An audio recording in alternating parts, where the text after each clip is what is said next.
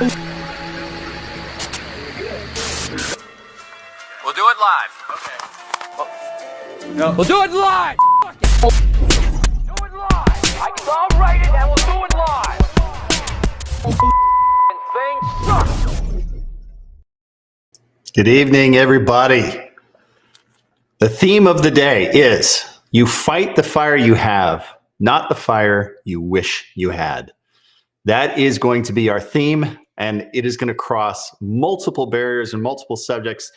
The first thing on everybody's mind, now it's not the Hawk fire in Acton. I didn't even bother tweeting about it. I will say Acton fires don't move me at all because I've seen so many of them. They're typically very short-lived, and they are oftentimes burning in a fuel model that's pretty favorable, to be perfectly honest. I've seen some of the worst Santa Ana conditions out there, and the fires do nothing. There are certain areas that are more dense, but this is actually going to speak to some of the other topics we're going to get into tonight about fuel density and whether or not fire is actually good for the landscape. I'm getting fact-checked. This is nothing new. But the first thing on everybody's mind, what happened to the Gifford Fire? Now, I had people telling me that, oh, they lost the burn, they lost the burn. And that's not what I saw. That's not what I was hearing on the radio. And I will admit, one of the things that I've learned over the years, don't take hot shots at face value. This actually is one of the truisms that I've learned, is that they are a wealth of knowledge, but they can also be prone to, let's just say, creative storytelling. There have been so many times where I had firefighters telling me, oh, it's crazy, you got to get up here. And then I get there and it's just like really boring. So what actually did happen on the Gifford Fire? We saw this smoke production yesterday that looked like a nuclear megafire. Now, if you are watching this closely, and I pointed this out on my Twitter, this video in particular, you can see two relatively distinct heads of fire coming towards each other, right? So that's two burning teams touching tips. And this is oftentimes how it's done. You'll have two crews that are burning and they're walking fire towards each other, and they are like closing that curtain. It is a tried and true tactic, and it worked, or did it? Now, this is a very spicy firing operation. Very spicy. I can't even imagine how hot this was. This is gnarly, but of course, this is burning in the Vladi Divac neck fuel model, which is just this dense canopy of chaparral out there. Now, what happened?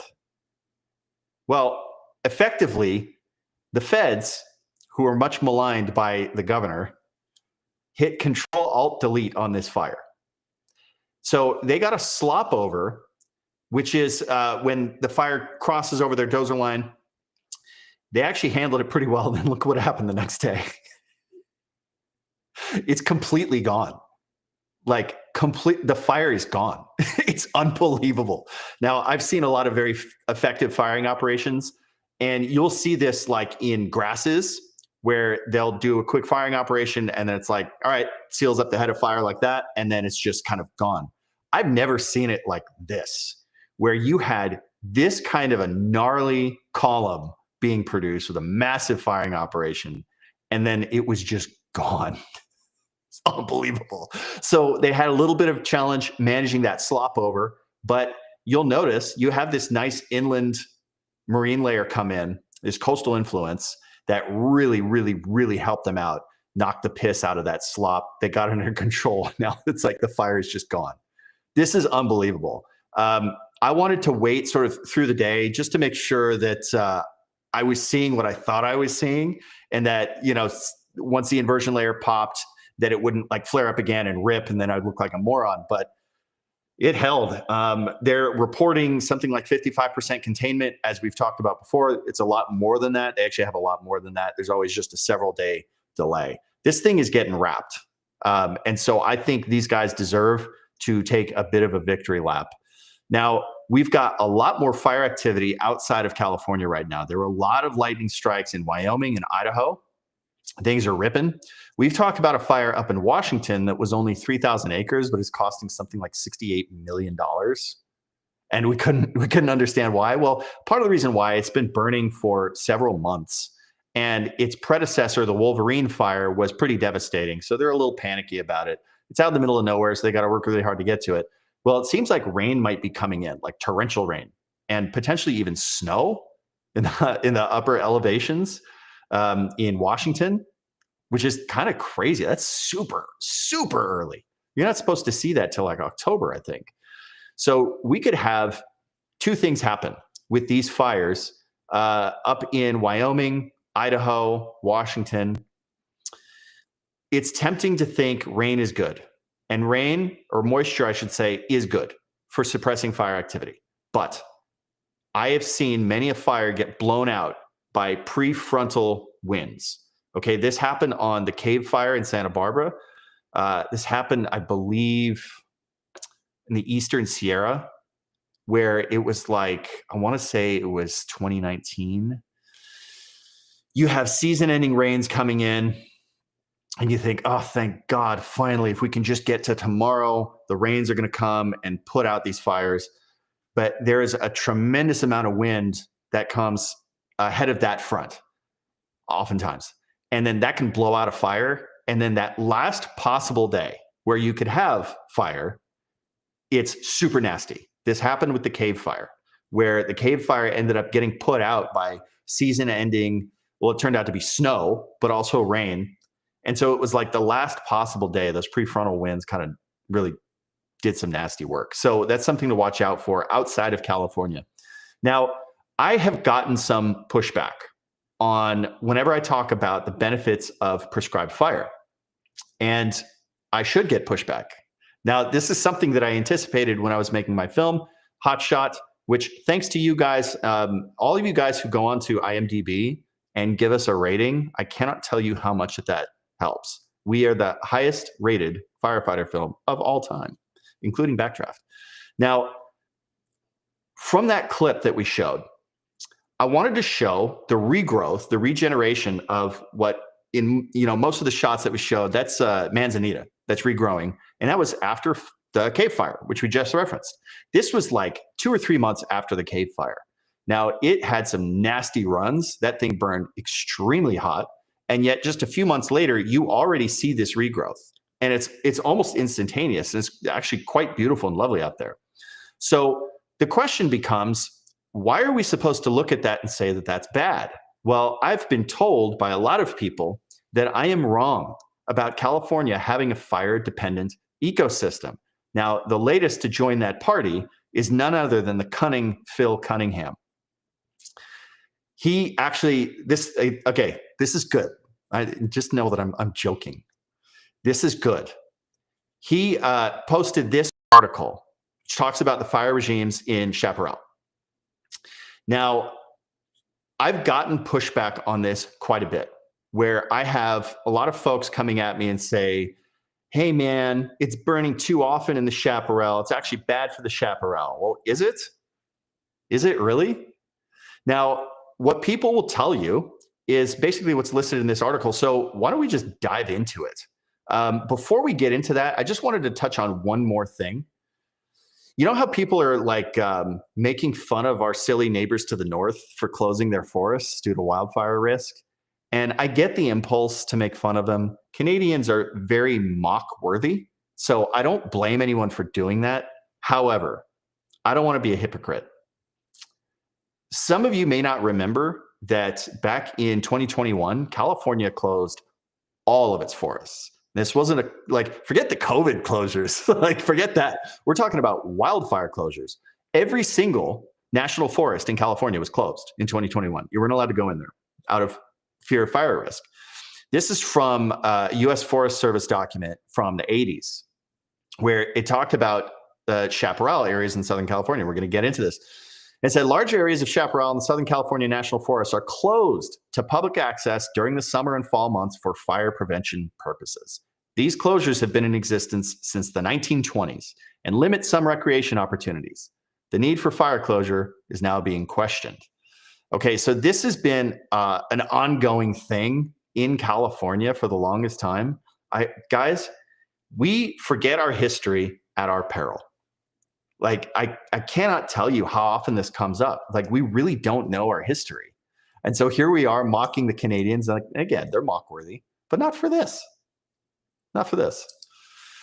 Ken was saying, imagine being the deep lighter on that firing op. Yeah, just to remind you, this firing op on the Gifford is like so crazy.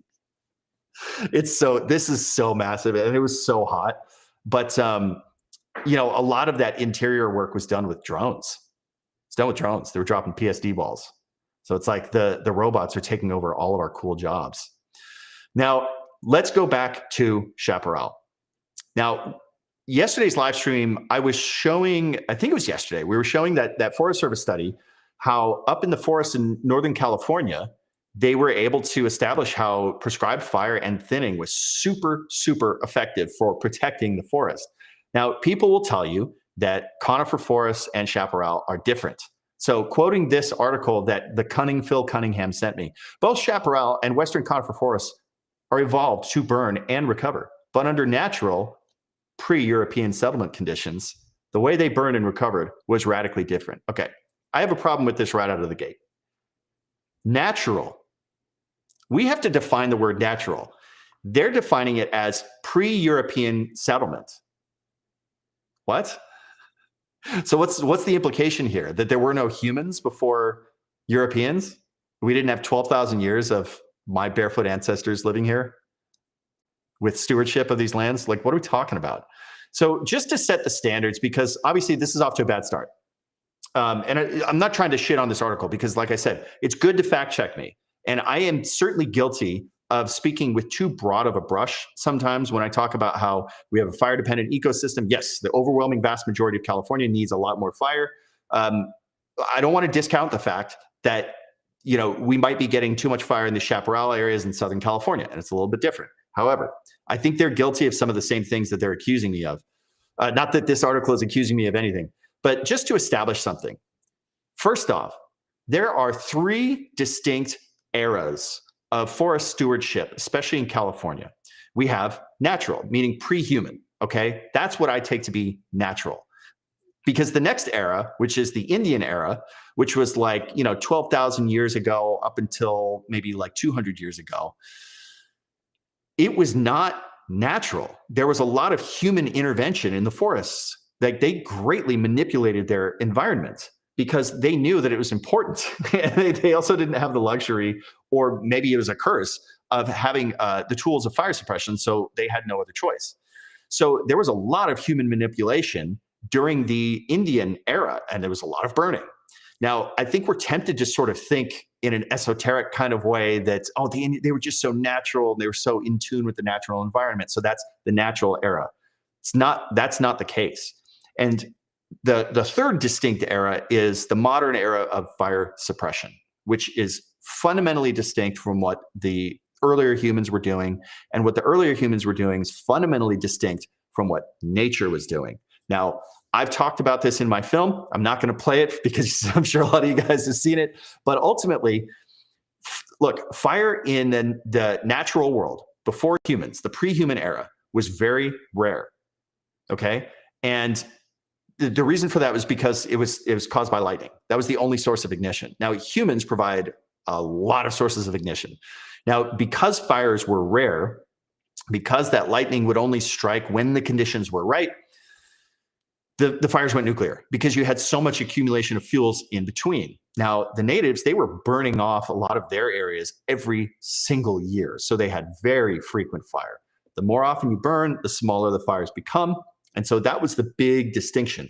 Now, with the modern fire suppression era, we are mimicking the natural process. We're mimicking that huge fire interval gap, right?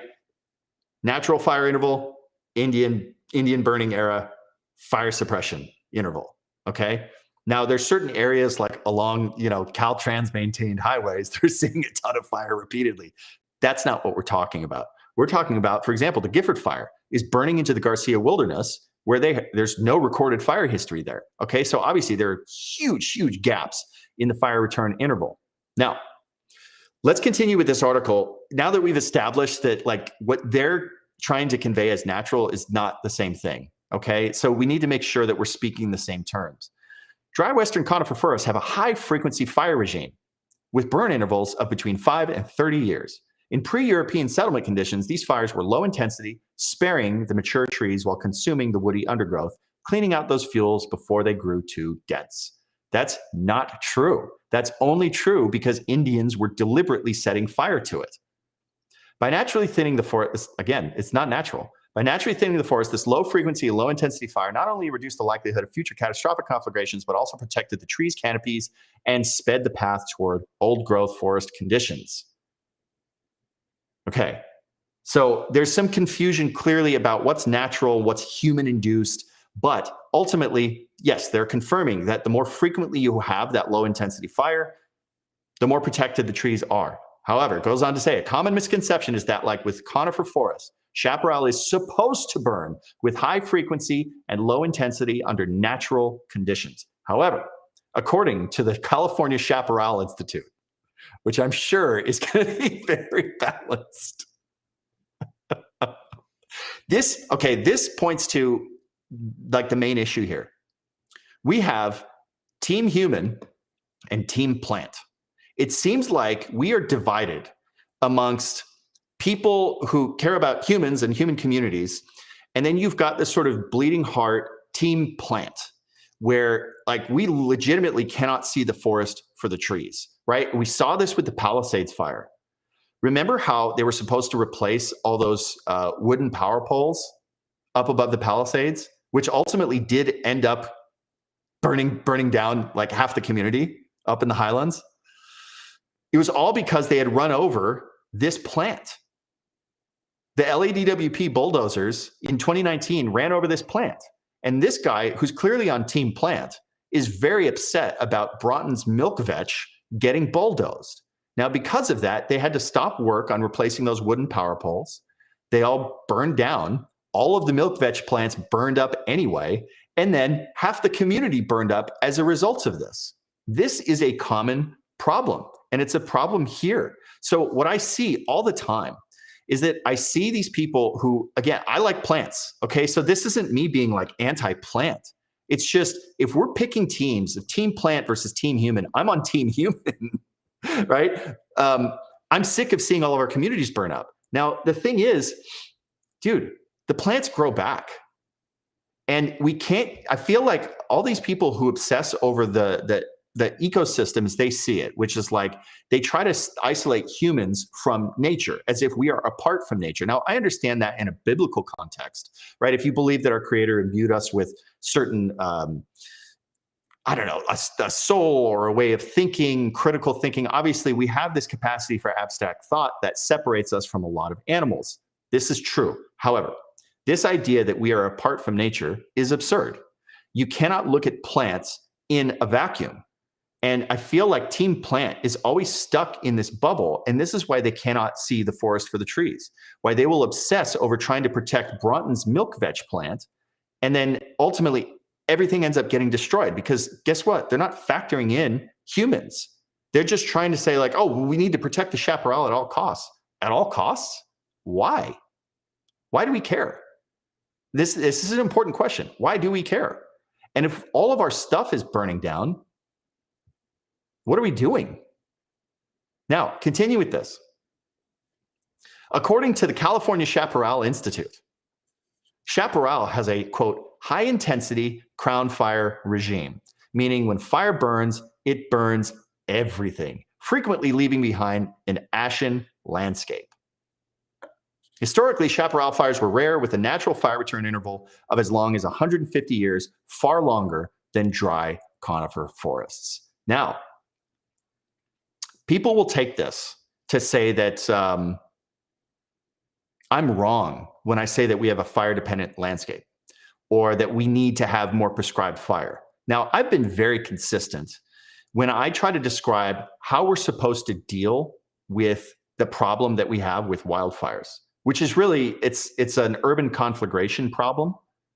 But we can't ignore the fact that, like, dude, these fires are starting in the wildlands. So when I get pushback from people telling me, I point out, just look how dense and overgrown and ratty this is. This is Topanga State Park, where I'm trying to warn people that it's a death trap and we need to get rid of this stuff. Now, the pushback from this article, which again, it's not pushback on me, it's pushback on people who are saying we need better forest management. That's why we're having these bad fires. I agree with that. The problem is a lot of people, when they say, oh, it's bad forest management, they kind of just say this generically without truly understanding what that means. They don't necessarily know the nuance. Maybe they just saw like Michael Schellenberger on Fox News. And, he's not necessarily giving the most nuanced description of what needs to happen. And so people just sort of say forest management generically. So when people push back and ask, the job of properly clearing the state park seems nearly impossible. There's so much fuel and brush, it seems like you would need thousands of workers and trucks just to make a dent. Where would you even begin? This is an excellent question. And I appreciate this kind of pushback because what it does for me is it forces me to be more of a surgeon and like give a more nuanced description of what needs to happen rather than being that generic guy who just says, we need better forest management and treating everything like it's a conifer forest. I said, you're totally right. The best bet is to just clear around the edges where it interfaces with the stuff that we don't want burning, homes and infrastructure. Create a nice clear belt. And if the interior park burns, it's not so bad. So I say this all the time. You got to clear around the stuff that you don't want to burn. And then the rest of it, who cares? Who cares? Right? So honestly, I think this is the approach. And I've been pretty consistent with that. Now, on to the scarcity of ignitions. Extreme fire in chaparral systems was rare under pre-settlement conditions simply because ignition sources were few and far in between in coastal California. This is 100% true. I said this in the doc. The primary source of natural wildfire ignitions, absent humans, is lightning. Now that's only like 8% of ignitions, except for in 2020 when we got absolutely rocked by lightning. Lightning is particularly rare along the coast. This is true, where chaparral is most prevalent because of marine layer conditions. It's only in the last century or so that we've introduced a novel series of ignition sources to the region, from small engines to faulty electrical transformers to fireworks to arsonists. In other words, chaparral is flammable, but it evolved in an environment where the ignition sources necessary to start a fire were rare. Now they're not. This is half true. And they go on to address what I'm about to say to fact check this. Yes, the coastal indigenous people did start some occasional fires to manage the landscape prior to European settlement. Occasional? My guy. This was not occasional. From the U.S. Forest Service, California Indians set fires to chaparral at the time of first contact with white settlers. However, the frequency of, reason for, and seasonal patterns of burning by the Indians are not at all clear. Viewpoints range from assuming deliberately set fires to modify vegetation and thus yield more plant products, that's type conversion, to support game or accomplish game drives, to nothing more than escaped campfires. We do know that the Indians had no way of suppressing fires. Fires would have to burn until reaching a natural barrier, like the Pacific Ocean, which they still do today. This brings up a very key point. Now, I am Choctaw Indian. I am like legit Choctaw Indian. We're on the Dawes rolls and everything. I understand this impulse to want to romanticize indigenous culture. I get it. But we have to be realistic, okay? My ancestors never invented the wheel. Right?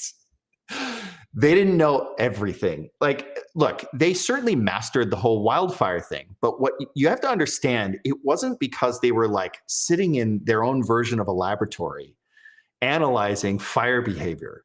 A lot of it was just coincidental, right? A lot of the fire benefit that was derived from their frequency of burning was just because they didn't give a fuck. Dude, they just did full send. They were like, we don't want our stuff to burn, so they just lit it on fire. And they didn't really think about the consequences. They didn't give a fuck about the chaparral. Maybe in some like larger esoteric way of like, we care about Mother Earth and all of Earth's creatures, but they really didn't. Like, do any of you guys know about the Comanche Indians? because I think we have this obsession, especially in like the bleeding heart left coast, this obsession with kind of like worshiping indigenous wisdom as though it's just flawless. And we're such morons, and they lived so natural and they knew everything, and we've just abandoned all of it and we're so screwed up. Look, in certain ways, that's true. Why are we really going to pretend that we haven't learned something in the last 12,000 years? Like I said, they didn't even invent the fucking wheel. Okay, this is pretty rudimentary. Let's not pretend like they had some special insight into the universe that we don't have. Okay, that's absurd. But they did really do the wildfire stuff really well. Okay, the thing is, a lot of it was just like it says here. Sometimes it was just escaped campfires. Sometimes they were just like, oh, just set it on fire. And this comes to a key point. They didn't care about the chaparral. They cared about their stuff. They didn't want their stuff burning. Or they're like, this is like Maslow's hierarchy of needs. They're like, dude, we need to eat. So we need to attract more game in here that we can hunt. So we need to get rid of all this stupid thick brush. We can't hunt in this stuff. We need to get rid of this stuff, clear it out for pasture land. Like, so we have grazing animals come in here that we can actually hunt, and less places for predators to hide, right? So it's just basic survival. So they were engaged in type converting all that chaparral because guess what? They had priorities. They weren't on team plant. They were on team human. This whole team plant thing is a modern luxury because life is so easy and you can get food delivered to you with a click on your phone 24 hours a day. It is no longer difficult to survive. Because of that, we can indulge in bleeding hearts over plants. Now, what is type conversion? Let's talk about this. Type conversion is where you have a bunch of chaparral. Now, before we continue, one of the main problems that I have with team plant is that they tend to homogenize chaparral. It's important to understand. I think people have this perception that chaparral is one plant, right? Like it's a specific type of plant. It's actually it's a whole family of plants.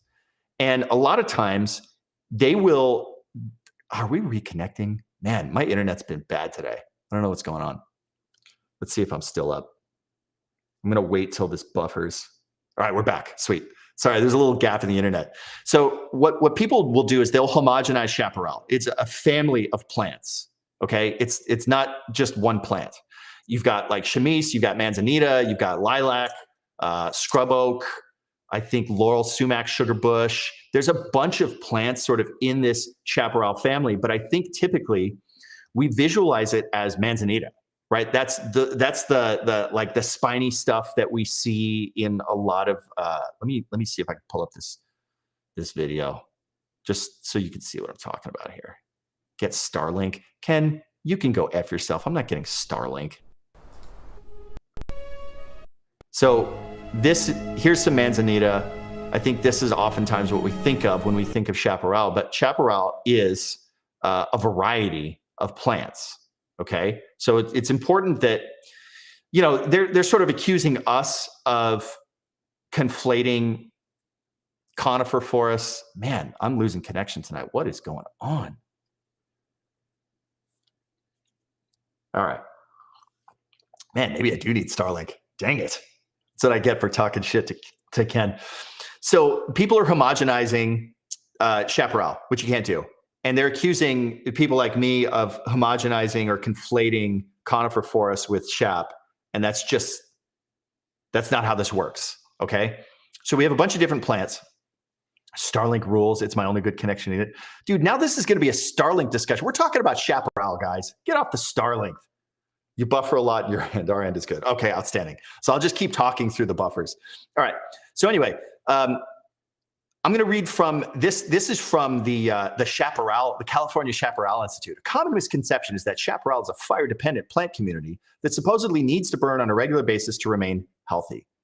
It is more complicated than that. Sure. Chaparral is not a simple homogeneous ecosystem. Each type of chaparral responds differently to fire depending on the species present, angle and direction of the slope on which it grows, local climatic conditions, and the frequency, intensity, and seasonality of the fire. The one factor all types of chaparral have in common, however, is they're all sensitive to fire intervals shorter than 30 years. This is false. This is 100% false. So this opening paragraph is outstanding. Like, no notes. This is all true, right? It's not a simple homogeneous ecosystem. But they then go on to throw all that out and say that they all have the same homogeneous response to fire intervals shorter than 30 years. This is totally false.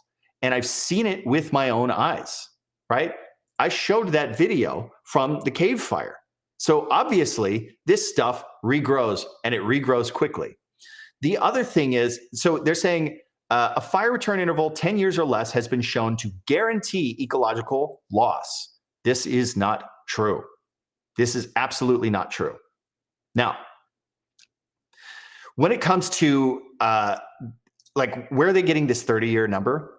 They're talking about how what you need is time for these things to mature and grow seeds so that way they can regenerate. The thing to understand, most of these plants do require the heat from fire to germinate the seeds. It also stimulates a chemical response for regeneration. But the other thing to point out, as we saw in that video, not all of these plants are obligate seeders, meaning they don't regrow from just the seeds. They will resprout. A lot of these are sprouters. And as you can see with that manzanita that we showed in the opening clip, it's sprouting from the root ball. Okay? The thing to understand about seedlings versus sprouters is that sprouters are actually a lot more durable. Seedlings have a very high mortality rate. Okay? So they're very sensitive to fire disruption. This is true. But again, that is presuming that they're all just obligate seeders. That's not true. So certain plants, like chamise, only takes 3 years to mature. Okay? It does not take 30 years. Manzanita, there's different types. But like if we're talking about growing mature enough to drop seeds, 10 years, not 30 years. Not 30 years. Lilacs, 5 years. Scrub oaks, that's a problem. Oaks take forever. Oaks take forever. That's like 20 years. I think mahogany takes something like 10 years, but a lot of the rest of the chaparral family, they come back right away. And that's why you can see it. Dude, you can see it in the Palisades already. A lot of it is resprouted. Okay, so this is totally untrue. And the thing is, fire's not going to carry through that mosaic anyway. Now, I wanted to come back to a point that kind of got brought up earlier. The California Chaparral Institute points out in their Chaparral Myths page, chaparral does not get overgrown. This seems like they're sensitive to like us calling the chaparral fat. You know what I mean? It's like there's no such thing as overgrown. Yes, there is when it relates to us, Team Human. Chaparral does not get overgrown and therefore does not need to be renewed or cleaned out. Is this true? The answer may surprise you, or will it? This is 100% untrue. Fire is a key element. This is from the U.S. Forest Service. Okay, so this isn't like the chaparral's lobbying group. Fire is a key element in the life cycle of the chaparral type. Seasonally, the moisture content of chaparral species can fluctuate rapidly. It is not uncommon for fuel moistures to drop to 8 to 13% during summer drought periods or during Santa Ana wind conditions. In addition, close spacing and continuity of vegetation, that is the Vladi Divac neck fuel model.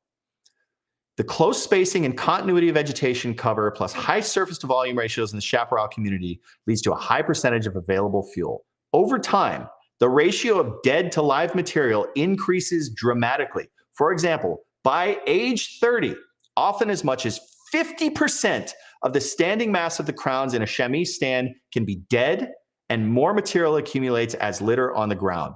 All these factors result in rapid ignition and spread of fires. Where fuel conditions are uniform over broad areas, fires tend to be quite large.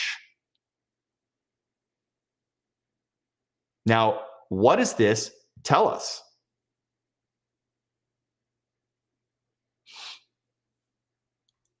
What does it tell us? There is no safe chaparral. There's no safe chaparral. They even admit this. So when they're talking about, when we compare conifer forests and how they respond very well to prescribed fire, they're trying to claim this same dynamic does not apply to chaparral, not even a little. Despite the torrent of media outlets and politicians that say otherwise, who say otherwise, No amount of thinning or logging or prescribed burning or abandonment of fire suppression policies will result in a fire-safe chaparral landscape. All right, well, if that's the case, then fuck, get rid of all of it. I'm not doing it. So this is like we are getting held hostage. That's what this is. We are being held hostage by a terrorist who's got a gun to our head saying, hey, man, you got to let me get to age 30. You got to live, and I'm super dangerous today at age 30, and we're trying to compromise. And they're saying there is no such thing as a fire-safe chaparral landscape. Well, then get rid of it. Sorry, then we cannot have this around our communities.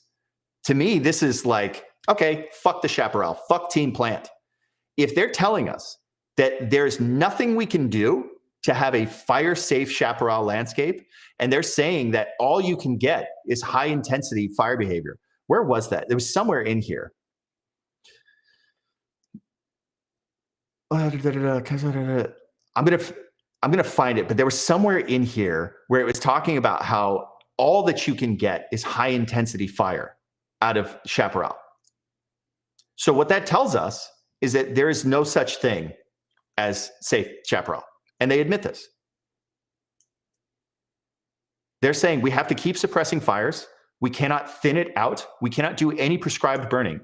Nothing is going to make it safe. Well, then we got to get rid of it. I'm sorry. I'm on Team Human. If you let this stuff accumulate for 30 years, like they're telling us, like you got to let it go for 30 years because it needs that much time to mature and drop seeds. Yeah, but what we know from the Forest Service is that if we do that, you get this massive accumulation of dead fuels on the ground. Because chaparral has evolved with fire, the vegetation has developed distinct survival mechanisms. Many shrub species found in Southern California resprout from root crowns following fire, as I showed in my clip from the film. So they're trying to give you like the worst case scenario, right? Where you've completely nuked the landscape. You've glassed the soil. Now, the thing you got to understand is a lot of the seeds are actually buried in the soil, and that fire just triggers them to germinate. Okay, so the other factor here is that these things are going to resprout from the root balls, the root crowns. Many shrub species found in Southern California resprout from root crowns following fire. Most species require heat treatment before the seeds will germinate. Seeds can survive for extremely long periods of time in the soil. I don't understand how we get to this point where it's like the Chaparral Society is telling us that they need to have grown long enough to have like mature seedlings, and that's the only way for this stuff to propagate. Like I've seen it with my own eyes. Any of you guys out in the Palisades, you can already see this stuff resprouting. It was resprouting back in, I think, like March. like I said, that whole area is going to be regrown before any houses are up. It's just automatic. Now, let's talk a little bit about type conversion. Now, type conversion has become like a 4-letter word for some reason. I don't know why people freak out over type conversion. So changing the landscape, changing the vegetation in the landscape. Okay, yeah, this happens. Look, a lot of that chaparral is going to come back, but some of it is going to get type converted because it's seen a little too much fire and maybe certain areas burn too hot. And so that resprouting isn't going to happen. But we had this is an older Forest Service study. I will say, I've read a lot of modern studies. I've read a lot of older studies. I prefer the older studies because, I think some people, their reflex is going to be, well, the older studies, they didn't know as much. And so they're not as reliable. We know so much more now. And in the same breath, these same kinds of people, it's often the bleeding heart types, they're going to talk about how indigenous wisdom is superior to everything, right? So one side of their mouth, they're saying, oh, we can't trust these older studies from the 80s. They didn't know what they're talking about. We have much more sophisticated studies now. But at the same time, they're going to talk about, the glory of the indigenous wisdom. The reason why I like these older studies is because I think all of us, if we're honest, we have to admit a corruption of science in recent decades. It has been largely co-opted by perverse incentives. And we don't need to go down the rabbit hole of that. But so much of this stuff is not trustworthy. Like, it legitimately is not. And I feel like they actually had a tendency to shoot us straight a lot more back in the 80s. And on the next live stream, I'm going to show you guys a document from the LA Fire Department and the US Forest Service from back in the day, from the 80s. And it was specifically about areas like the Palisades and what to do during a wildfire. The way that they talk to you as a civilian is so radically different. It's crazy. They talk to you like an adult. And so it's this whole manual on what to do when a fire is coming. All of this education that we don't get now. Right now, what we're told is, like clear flammable stuff from around the house. But they say, as soon as they issue evacuation warnings, get out. Well, that's not what this document says. It says, hey, if you're going to stay and defend, make sure you get your grandma out. And then here's what you're going to want to do. And it gives you this whole list of like what to do, like get on the roof, hose down. I'm going to go over it on the next live stream because it deserves its own segment. But the way that they used to talk to us is like adults. They would just shoot us straight. Now, from this U.S. Forest Service study, as a counterpoint, though the range resource is limited in Southern California, livestock often graze on type-converted areas and established fuel breaks in chaparral. Grazing serves a dual purpose, maintaining fuel breaks and type-converted areas, as well as producing red meat for the market. See, this is a team human kind of approach to managing the landscape. This is not team plant. We aren't prioritizing the chaparral. We're prioritizing us. Like, hey, we need to eat food. We can't eat chaparral. We eat beef. And by doing this, we have an opportunity for livestock to go and graze, and then we can eat them. This seems like a very practical approach to managing the land. And this happens to be the natural pre-European approach as well. The Indians did the exact same thing. They didn't do it with cattle. They did it for deer. So they would type convert an entire chaparral stand because they wanted to attract grazing animals that they could hunt. Okay. Now, a lot of people, including Sue Thompson, they'll talk about goats. I think we should include cattle. Honestly, I'm okay. I'm sort of a barefoot hippie liberal guy. I only eat grass-fed beef, unless I'm doing a road trip and I stop at McDonald's, in which I'm eating that whatever like cyber meat they have. But like, dude, why wouldn't we want more grassland for like organic grass-fed beef in California? And then you could process that meat on a ranch up in the canyon, and then you're serving grass-fed beef at the Santa Monica Farmers Market. To me, that sounds like a very copacetic, nice setup for a nice community. Continuing with this U.S. Forest Service study.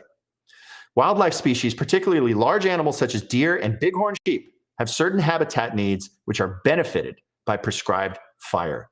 Manipulation of the chaparral vegetation is necessary to maintain habitat and ensure animal and plant diversity.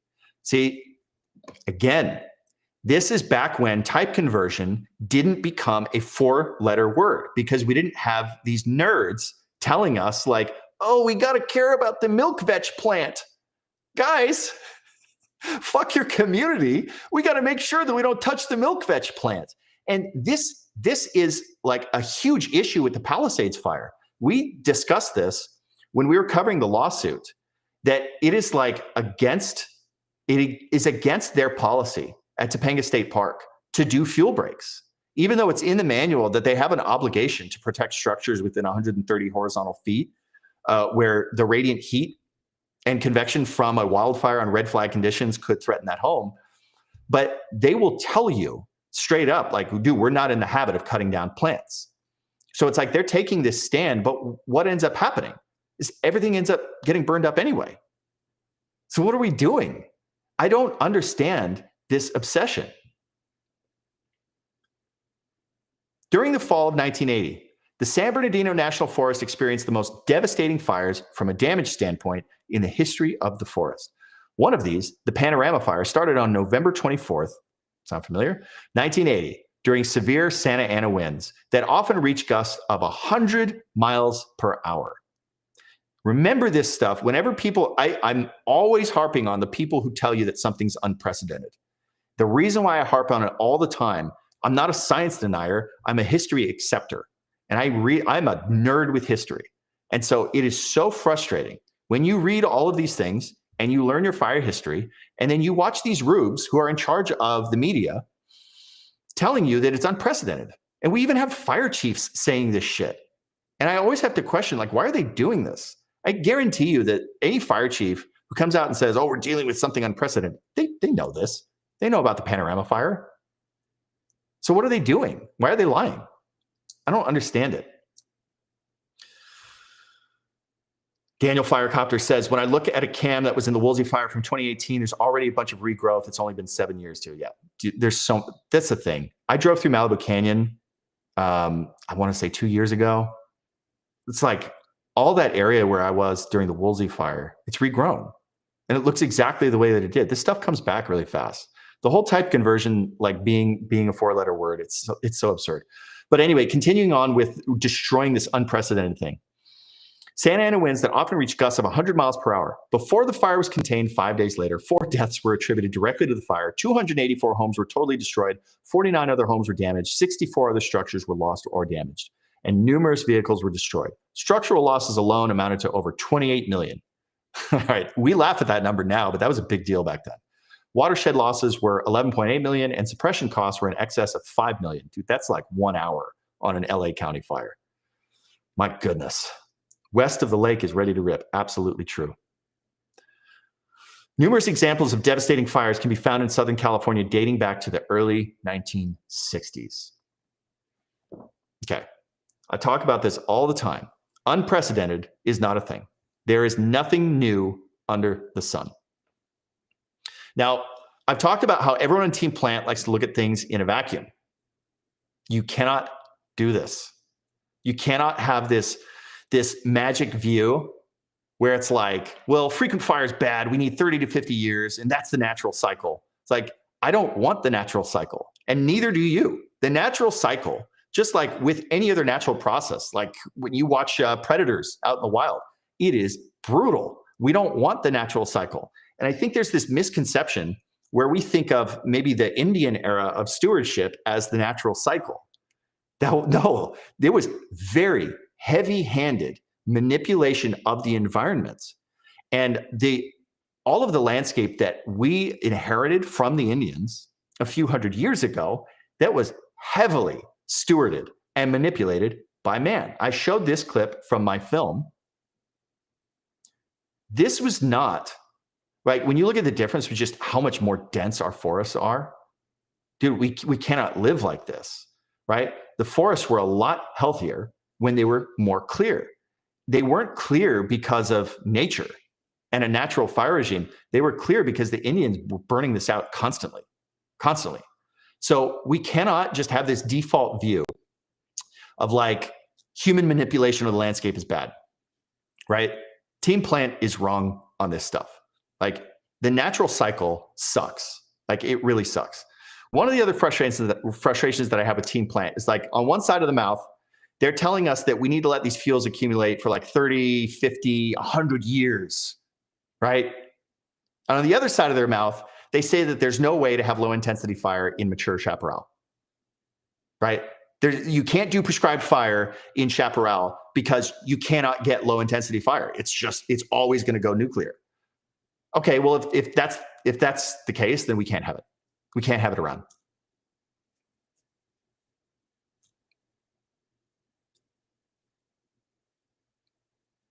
Now,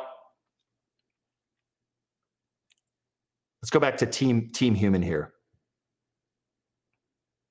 I wanted to point this part out for a reason. Now, when we look at these numbers, where was it? Where's this? We look at these numbers and we sort of we scoff. It's like, oh, this is nothing. 284 homes, that's nothing. That's devastating. Now we have like 10,000 homes when we have the campfire, or like 13,000 structures burning in the LA fires in January. So there's this tendency to believe that things are just getting worse and worse and worse and worse and worse and worse and worse. Part of the issue is we have more humans encroaching. We've got more homes in the way. Okay. And this is a problem. Now, they'll point this out.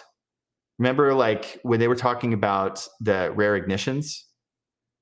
It's only in the last century or so that we've introduced a novel series of ignition sources to the region, from small engines to faulty electrical transformers to fireworks to arsonists. In other words, chaparral is flammable, but it evolved in an environment where the ignition sources necessary to start a fire were rare. Now they're not. Okay? So what they're trying to do, this sort of paints humans in a bad light, right? It's like, chaparral used to be fine, but now we're fucking it up with all of our ignition sources. Remember, guys, wildfire is a triangle. It needs three things. And it needs all three things, just like a tripod needs all three legs, right? So if you want to reduce the intensity of a wildfire or you want to get rid of it entirely, you don't reduce each of those three things. All you got to do is just get rid of one thing, right? Just like if you kick out one leg of a tripod, it can't stand. Well, it's the same with the wildfire triangle. Now, what is the wildfire triangle? Drought, fuels, and ignition. Drought, fuels, and ignition. So that's plants. It's summertime, right? Like you need hot, dry weather, and you need a source of ignition. If you get rid of one of those three things, you don't have a wildfire. Now, of those three things, what do we have agency over? Now, it is true that humans are the source of 90+% of all ignitions. This is true.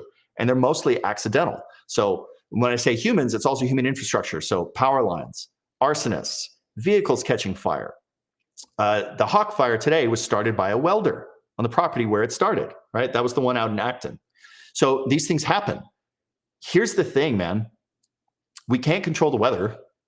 I know there's a lot of people, my ancestors thought they could control the weather with dancing. That was moronic. There's people now who think that if you buy Teslas, you can control the weather. That's fucking moronic. You can't control the weather, right? We've always had Santa Ana winds, right? We've always had 100-mile-per-hour winds. We had fires burning in late November 24th with 100-mile-per-hour winds. So when these people are telling you that all this stuff is unprecedented, it's such a late season fire, guys, I'm telling you, there's nothing new under the sun. They're lying to you, or they just don't know their history. So we're never gonna stop every ignition, and we're never gonna control the weather. We're not gonna like suddenly have a world where we don't have Santa Ana winds. Okay. Now, what about the plants? We actually have agency over the plants. My frustration with Team Plant is their view is that we are the problem. Well, here's the issue, guys. We are not going anywhere, okay? Our homes are not going anywhere. Now, obviously, the ones in the Palisades all got burned up, but they are going to get rebuilt. We're not going to suddenly, like Sunland Tahunga is in a bad way, like a real bad way. If they get fired, they're going to get really messed up. There are a ton of, like we've done our flame shame segments. If Cambria ever sees fire, they're going to be in trouble. Santa Barbara can get in serious trouble. Whereas Idlewild can get in serious, there's a lot of areas that can get in serious trouble. But the thing is, what are we going to do? Are we just going to pick up our homes and get rid of them? No, that's not happening, right? Just like the sources of ignition. Are we just going to stop welding? No. Are we just going to stop driving our cars because they can risk catching on fire? No, it's not happening. This stuff is not going anywhere. So you can't live in this fantasy bubble where like the humans don't matter and our way of life doesn't matter. And we can just do whatever the plants need. Fuck the plants, right? They're holding us hostage. They're telling us we got to let them stick around for 50 years. And oh yeah, when they're 50 years and mature, all they can do is burn super, super hot, like what we saw on the Gifford Fire.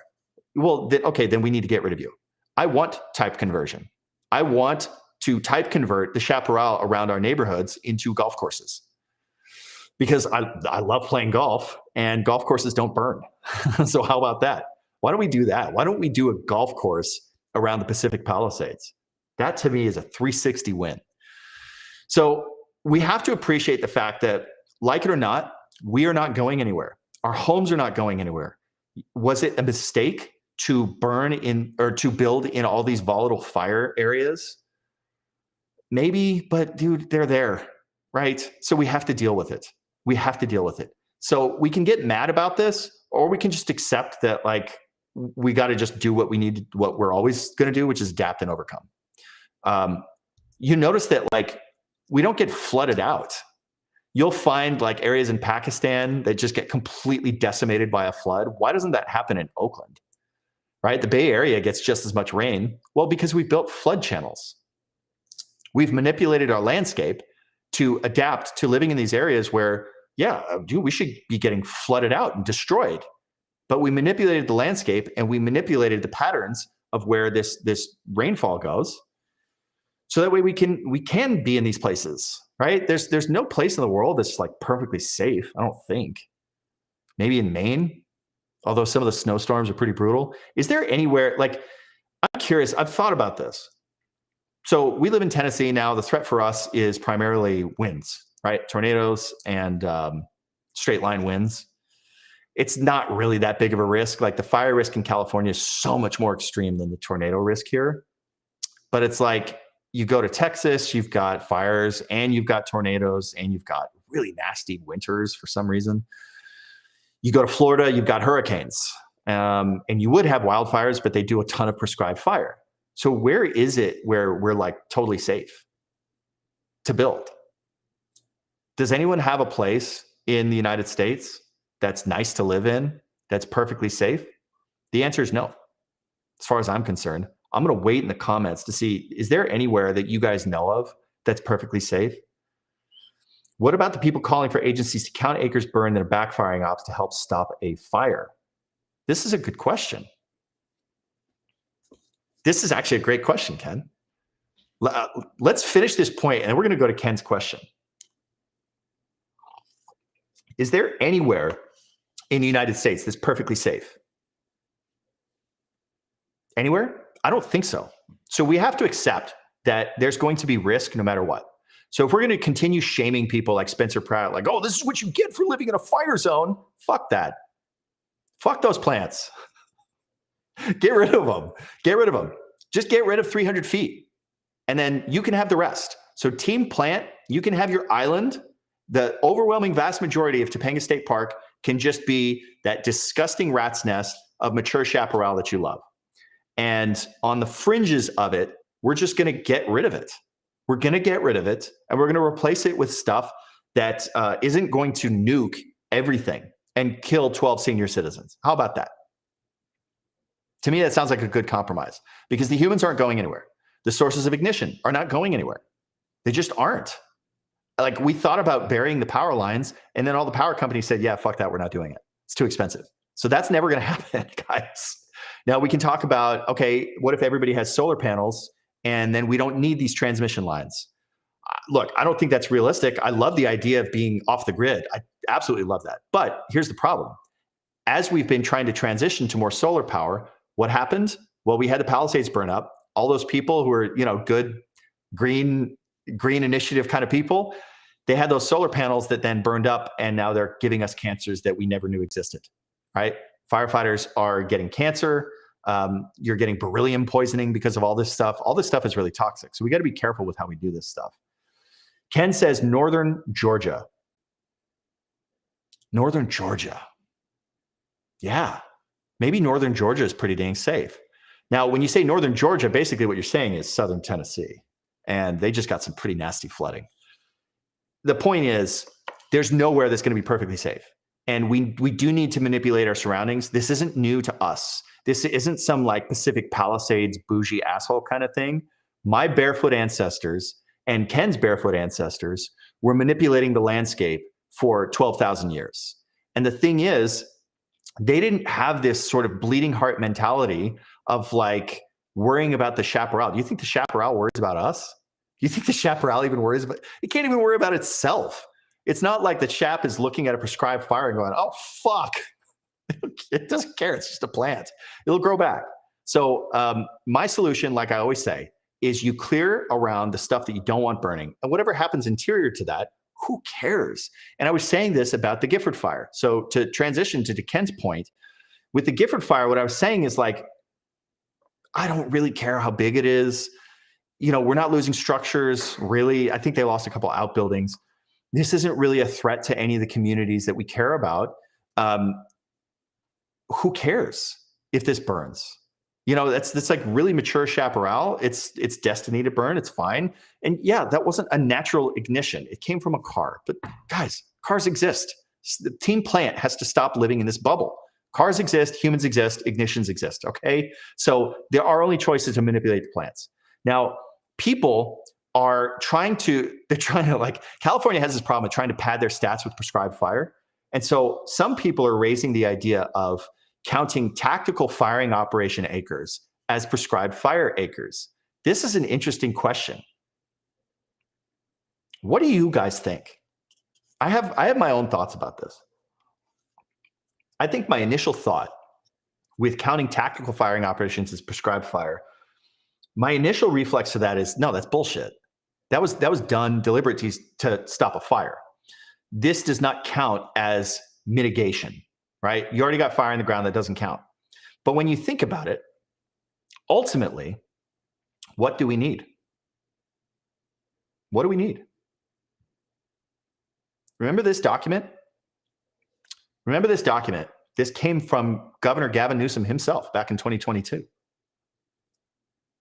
Prior to 1800, approximately 4.5 million acres of the state burned annually, right?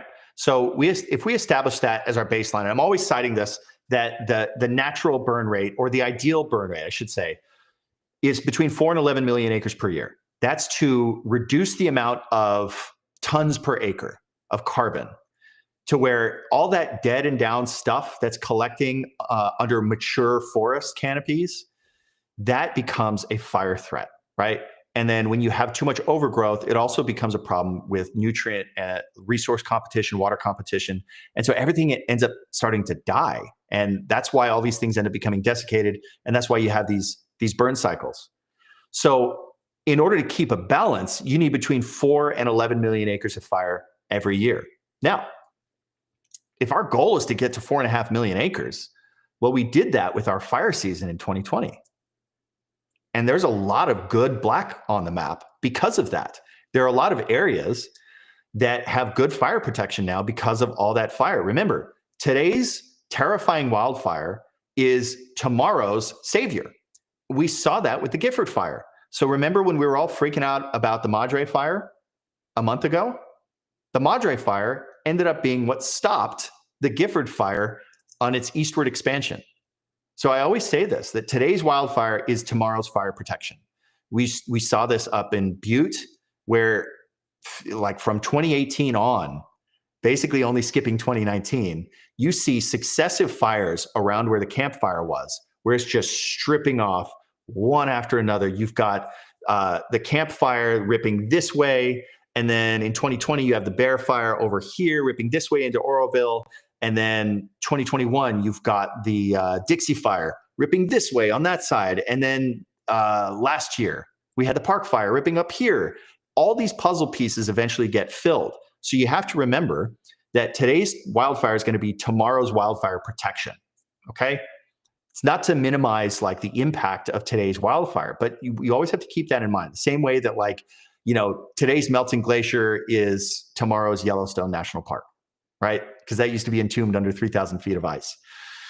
Daniel Firecopter says the rest of LPF is still a ticking time bomb since they stopped the southern flank of the Gifford Fire. That's 100% correct. And the LPF has very, very decadent brush. I always joke that LPF stands for liquid propane forest. We saw that on the Gifford Fire. The LPF absolutely cranks. So now the question becomes, maybe we should count tactical firing operations, because at the end of the day, I actually think it is fair to combine the wildfire acres with the prescribed fire acres. Yeah, maybe I'm wrong to be like creating this perception that because the state needs 4 to 11 million acres of fire, that it needs 4 to 11 million acres of prescribed fire. Now, the difference, of course, is prescribed fire, we typically like to do it in a way under conditions where it's not going to be super severe. But don't get it wrong. You want good consumption. You need good consumption, right? If you don't get good consumption, you're going to be leaving behind too many fuels. Now, the pros understand this. That's why when they were lighting off this tactical firing op in the Gifford Fire, they were like, full send, dude. They wanted this consumption. and it was super spicy, and they did have a slop, and I'm sure there was a super high pucker factor while they were trying to hold this, but they need that consumption. So when we're doing prescribed fire, a lot of times they're going to try to work it downhill. They're going to try to feather it in. So there is a difference between wildfire acres and prescribed fire acres. But at the end of the day, if you're getting the appropriate fire effects, maybe we should just count it all together. It's just, I don't like the idea of the wildfires being the prevailing cause of our acreage totals. I like what Florida does, where they take the initiative and do it on their terms. I think that's better, right? Rather than us like running for our lives out of the Palisades because it's unscheduled and unplanned. Even if you get gnarly Palisades fire type consumption in terms of like it's just nuking the landscape, well, at least we do it where we have resources in place and we're doing it as a firing operation to hold it. So Ken, to answer your question, maybe we should count tactical firing ops. Maybe we should just pool it all together. You're saying, I think the people who are asking that were trying to say it's bad to put that much fire on the ground instead of going direct. This complicates the question. Okay, so now what do you guys think? Is it bad to do tactical firing operations instead of going direct? Now, going direct means you go directly to the fire's edge and you pull the fuel, the food out of the fire's mouth. You can only do this if it's not cranking. And in this Vladi Divac neck fuel model, that's very difficult. Okay. And there are also not exactly a ton of targets for opportunity here. You would have to carve your way through this dense stuff that just burns like kerosene. So that's a little risky. Now, typically, it can be quite safe, if not far safer, to go direct. The idea being you've got 1 foot in the black and 1 foot in the green, right? When you're indirect, you are fully in the green, meaning you're in the area that hasn't burned yet and it can burn, meaning you are in the danger zone. It's a little counterintuitive to think, well, if you go to the fire's edge, how is that not more dangerous? The idea being, if things start flaring up, you can step into the black, and because that's already burned, it's not going to burn again, and you can just ride it out there, okay? But that's assuming that you don't have 25-foot flame lengths, which this flaming front did have. So I don't know, man. You're probably asking the wrong guy. I think we need more fire on the landscape. And it's not just me. This is every fire scientist on the planet who doesn't work for the Chaparral Institute of California. They're saying we need a lot more fire. And even the governor himself, I gave the governor credit earlier because he stopped doing that whole fires on federal land thing, and I want to give him credit for this document in 2022. Now, he's not following through on this, so he deserves criticism for it. But at least this document, it's good evidence to show people that this is not a partisan thing. This is in no way political. This is just accepting the basic science. The public is beginning to recognize that California can no longer eliminate fire or smoke from the landscape. Instead, our best option is to deliberately engage with fire in order to proactively decide when, where, and how it shapes our landscape and environment. So I give the governor credit for broadcasting this because he is recognizing both the inevitability and the necessity of fire in healthy wildland ecosystems. So if we're talking about going direct, we are talking about suppressing the fire. If we're doing an indirect tactical firing operation, look, if you want to get myopic with it, yeah, technically we are suppressing the fire from going further and farther into the wilderness. Okay, but that's sort of an arbitrary distinction. But I think these indirect tactics are vital, and I think we should be doing more. In fact, I wish they had drawn a bigger box around the Gifford Fire. I don't think I'm alone in thinking this. Ken says 100% fire will do more work than 10 hotshot crews in the same amount of time. This is the critical point. This is why I'm always harping on prescribed fire. It's not that it's a panacea. It is the most efficient way to reduce the tons per acre, right? All of the thinning and the mastication, this is vital, is absolutely needed, and the judicious application of it is 100% important. However, fire is simply the most efficient. Like, how else are you going to clear out 10,000 acres in a day? Well, with fire. Like we saw that with the Gifford Fire. It was clearing out a ton of fuels. And now we saw how the Madre Fire created a fuel break to protect from the Gifford Fire. Well, now the Gifford Fire, now that these studs have put it out, now this is going to offer protection from the next one. So the next time that somebody's tires or somebody's rims is sparking a fire off of Caltrans's poorly maintained roadways, well, now this fire is going to stop it. There is no more efficient way to create fire protection than with prescribed fire. And so the judicious application of this stuff is absolutely vital. It is inevitable. And even the governor agrees there is a necessity of fire in healthy wildland ecosystems. This is uncontroversial. This is why my hackles always go up when Team Plant comes at me and tries to make this argument like, oh, Chaparral is seeing too much fire. Well, okay, I will accept your premise that it is seeing too much fire or too frequent fire. I don't think that, a 20-year fire cycle is too frequent or 10 years. I'm certainly not going to accept this whole 50 years, 100 years. Fuck that, dude. That's way too volatile. But let's just accept the premise that Chaparral is seeing too frequent fire. Okay, how do we stop that? Again, accepting the premise that humans aren't going anywhere. The sources of ignition are not going anywhere. We're not going to stop all this stuff. How do we do it? The same way that we would protect the homes from the Chaparral, we can protect the Chaparral from the people. The exact same way. Create a separation. It's like the Offspring song. Got to keep them separated, right? So I've talked about this 750-acre firing operation. Obviously, you would line that out by manually cutting that first. But a 750-acre firing operation around the Palisades would have offered not 100% protection, but it would have reduced the fire's impact on the community probably close to 100%, because we know that this stuff works. We saw it work on the Silverado fire. And then what happens interior to that, we don't really care about. Okay. So my suggestion is that we ring around the stuff that we don't want to burn. Okay. And then if you guys want to let your ecosystem go do the natural thing, which I don't think is preferable, right? You are going to get moon dust kind of fires with that natural cycle.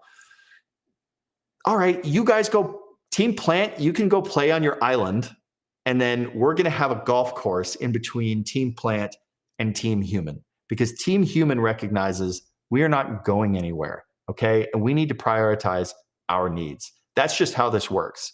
We have this perception of like, well, this is not good for the Chaparral ecosystem. Good doesn't exist outside of humans.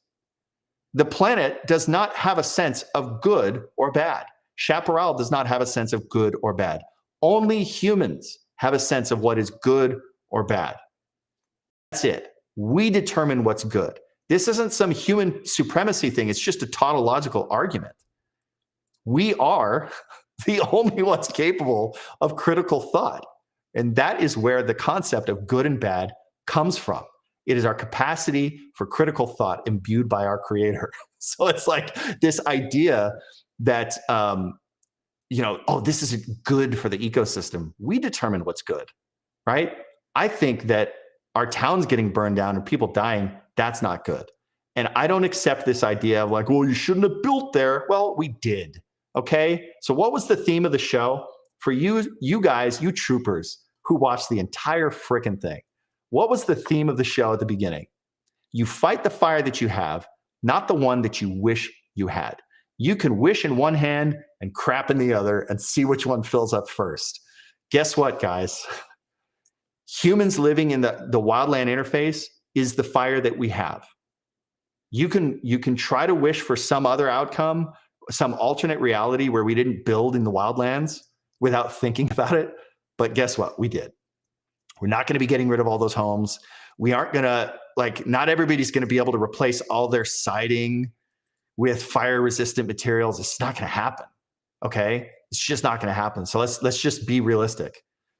The best fire to be on is the one you're assigned to. That's a good one, Ken. There is some truth to that, honestly. There actually is. When you have an assignment, it sort of takes away the stress of thinking and decision making in a lot of ways. There's something good. This was oftentimes why I was so stressed out when I was fire chasing as a camera guy, as opposed to the guys on the fire who are actually working the fire. I had to decide, where do I go? What part of the fire do I go to try to capture what I need to get? There's so many different areas, and you have to try to predict what's going to happen. It's very stressful. When you just have an assignment like, hey, go over here and cut line, you don't have to think about it. You just have to do the work. I sort of envied that. I envied that. And I kind of liked it whenever a sheriff's deputy would tell me, hey, you can't go up that road, because it eliminated one of the options. There's an interesting thing with human psychology where the more choices we have, the less happy we are. Right? So that's why I try to simplify this whole like complicated debate about chaparral and fuel management. Just simplify it. Less options. Just get rid of the stuff. Get rid of the stuff around the things that we don't want to burn, and then just figure out the rest interior, and then give that stuff less frequent fire. But that ring that we cut around a community, burn that every single year and maintain it. That is a bite-sized chunk that we can actually handle, right? Like, speaking to that one question that lady posed to me on Twitter, which I think is totally valid. The job of properly clearing the state park seems nearly impossible. And she is right. Or he is, I'm sorry. Edward is right. Edward is right. The job of properly clearing the state park seems nearly impossible. There's so much fuel and brush. It seems like you would need thousands of workers and trucks just to make a dent. Where would you even begin? 100% right. That's why we just take a bite-sized chunk around the edges, clear off the stuff that we don't want to burn, build a golf course on it. So that way my boy John Cook and I can go on there and we can shoot 122. Daniel Firecopter says, let's put a golf course north of Rancho Cucamonga. I fully endorse. You're not going to get me to say less golf courses. How many golf course lengths would it take to surround the Palisades? Oh, that is an outstanding question from Save California Hats. By the way, this is not my company. Go to savecalifornia.us. Pick up one of these hats. Do it now. So the owner of said company just brought up a very interesting question. How many golf course lengths would it take to surround the Palisades? This is like the Tootsie Roll Pop question about the Palisades. I think maybe I'm going to have to design that. Let's look at it really quick. I'm going to pull it up on Google Maps, and we'll try to estimate how many golf course lengths would it take to surround the Palisades. Here, let me minimize me. Weird looking dude. Let's do that. I would say if we start from Will Rogers, and we'll call it the Will Rogers Memorial Backbone Golf Course. I'd say right here, you've got a par 3. And then here's a par 5, par 4. I would say maybe 9 or 10 holes gets you from Will Rogers to the Chautauqua Reservoir. And then another 9 holes gets you down to Rivas Canyon Trailhead. So I think just to protect the Alphabet Streets, Upper Chautauqua, to about here, just west of the Chautauqua Cafeteria and Temescal Gateway, I think that's 18 holes. I think that's 18 holes, right? So one golf course protects the Alphabet neighborhood. Another golf course gets us to just below the summit. I think that's 18 holes, right? So I think we need 3 golf courses to protect the Palisades. And I am totally on board. You call it the Great Pacific Golf Course. You can host PGA tournaments there. I think this is a 360 win. And I know this may sound facetious, but I'm legitimately not joking. I'm not trying to be facetious. Because, I've talked about how, I don't want our fuel breaks to be gross. I want them to be like living spaces. I don't want to see just barren wasteland out there. And I think maybe people's perception of clearing a fuel break is that it's just gross and it's just dirt and it's ugly. It doesn't have to be that way. You can manicure it. It's at least 2 chains. Yeah, it's at least 2 chains. I think we need to rethink how we integrate these fuel breaks into our communities. And I think there's a way to do it that's not only pretty, but multifunctional, right? In the same way that prescribed fire or medicinal fire for our barefoot ancestors was multifunctional as well. It offered fire protection, but it also, again, it brought in wildflowers, which attracted pollinators. It also attracted grazing animals that they could hunt. It also gave them the ability to see predators. You don't understand. The Chumash burned the fuck out of this chaparral. This idea that they burned it infrequently is absurd. Do you understand the kinds of animals that live in Southern California? I feel like the people who write this kind of stuff don't understand. They've never seen a mountain lion. Have any of you guys ever seen one? I saw one in person up by Oak Flat, the Oak Flat Fire Station up off of the 5 freeway near Gorman. Dude, they're lions. I didn't realize, maybe I'm just super naive. I didn't realize how freaking big those things are. It was absolutely terrifying. So the natives had to deal with those things, and a lot of them. They did not want those things hiding in 10-foot tall manzanita that they could then surprise them and jump out and kill them. So by clearing out the vegetation, not only did they attract grazing animals, but it gave them good line of sight against predators. Casey says he stepped out of his back door one day and there was an adult male 27 feet from me. Dude, yeah, Ken says they are ripped. Mountain lions are like some of the most, big cats are the most impressive animals on the planet. But dude, I remember seeing one up by Oak Flat. It scared the shit out of me. Those things are crazy. So yeah, they wanted to have a clear line of sight to protect them from predators. So they burn that stuff all the time. They were not keeping the chaparral around there. They were not doing that. And it was really just a separation. It was like, yeah, this is the area we don't care about. That was the only place where chaparral existed. And like I said before, they just let it rip. I think people maybe assign too much beauty and poetry to the way that medicinal fire was applied by the natives.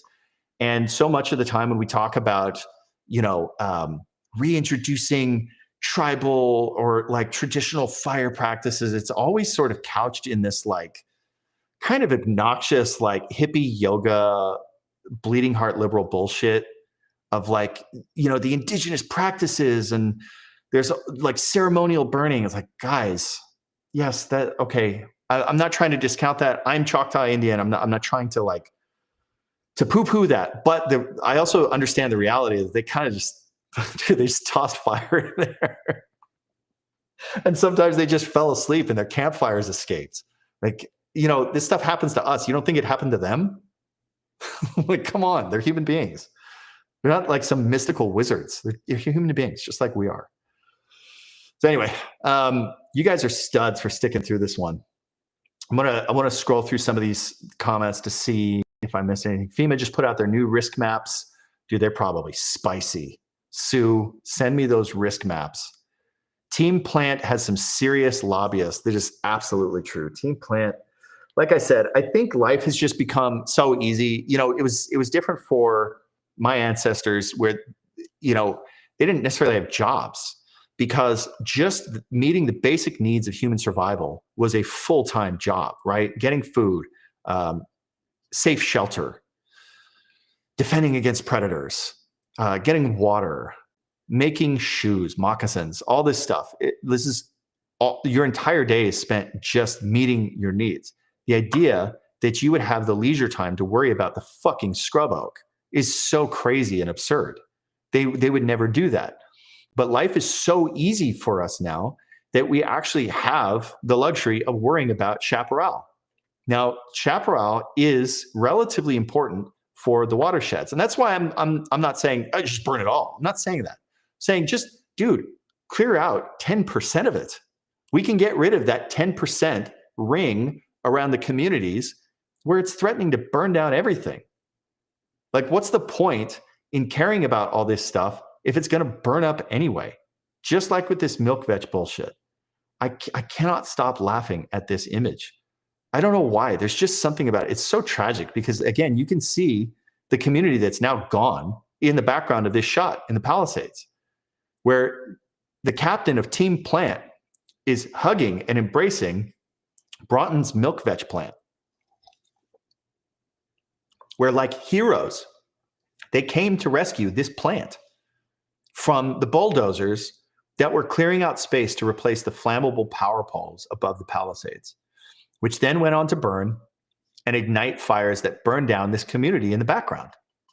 This is one of the most poetically tragic images I've ever seen, where you have a nerd from Team Plant basically waving the symbol of the destruction of this entire community in the background. This is a Pulitzer level image in retrospect. This image is from 2019, but in retrospect, is there a more perfect image of what happened to the Palisades, where this obsession over the plants is the very reason why we lost this entire town and 12 people lost their lives? Safe California Hat says, my wife doesn't even get that look, nor do I. Dude, Team Plant has some game. I love it. But yeah, dude, this image, the more I think about it in retrospect, this is maybe the most iconic image as it pertains to wildfire that I've ever seen. Where you have a dork embracing the plant that stopped the work that would have prevented this neighborhood in the background from burning down. My God, this is all kind of just coming together in my brain right now. How tragically poetic this image truly is. And it perfectly defines what I've been discussing this entire episode of just Team Plant versus Team Human.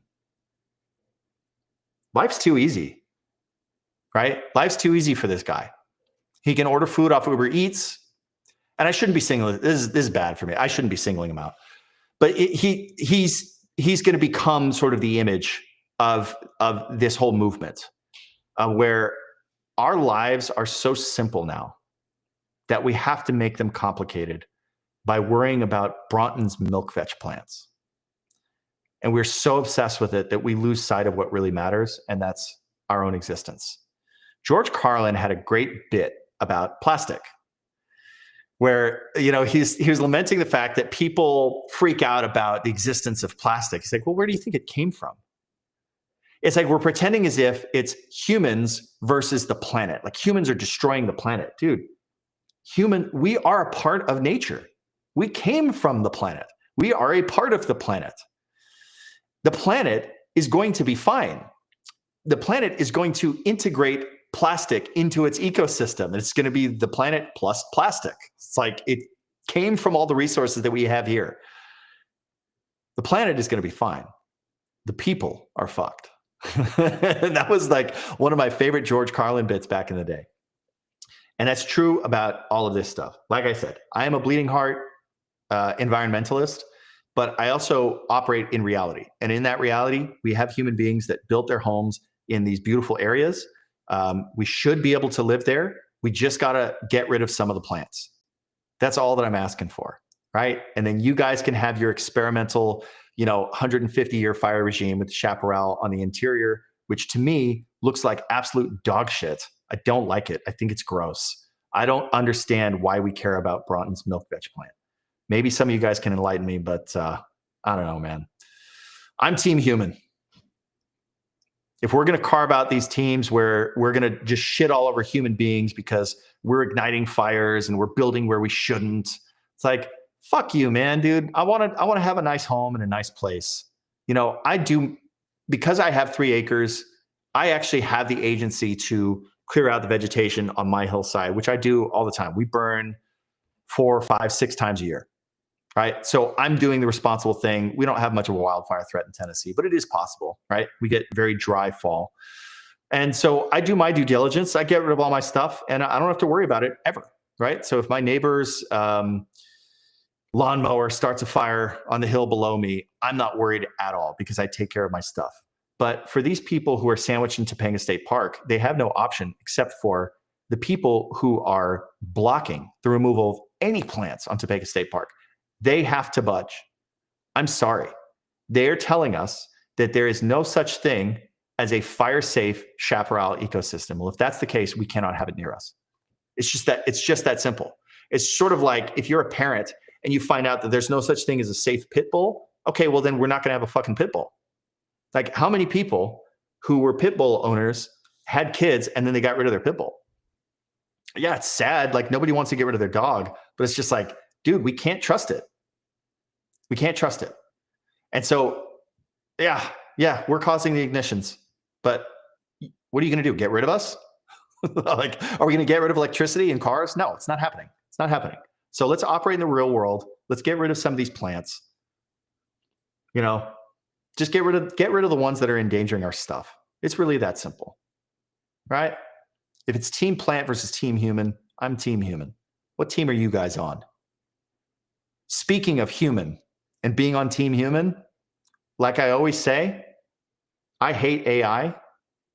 I hate what it's doing to us. I hate the prospect of how many jobs it's going to erase from this planet. I don't like it. And it's a part of the reason why I do these live streams, because the only way that you can prove that you aren't fake is by doing it live. So until next time, you guys do it live.